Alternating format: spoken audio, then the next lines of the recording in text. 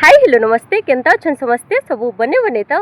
So guys आज का सावित्री व्रत है तो केन केन मैंने सावित्री व्रत करूछन जी कमेंट सेक्शन रे जणावाटा नहीं भूलबे कैसे कि मोर जानला हिसाब से जेन जेन मैंने बिहावरपन हेतिसन से माने ही व्रत करसन बाकी पछे पछे मुझे जानवर के पहली जे जेन मैंने बिहानी हेबार तेल से माने भी भल स्वामी मिलू बोली कि ना ई व्रत पर करूछन बाकी जहाँ जेनता इच्छा आपण मैंने उपास रहन मुई जाऊँ यहाँ दही बरा खाबार लगी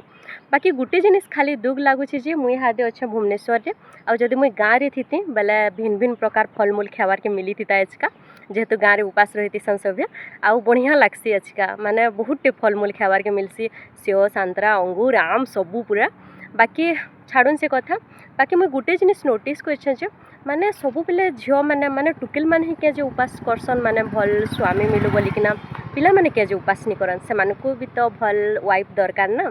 तो यार उपरे सत्यवान माने काण कहबार के चाहछन कमेंट सेक्शन रे जणाबे तो ठीक अछि रहउछन हम जुहार।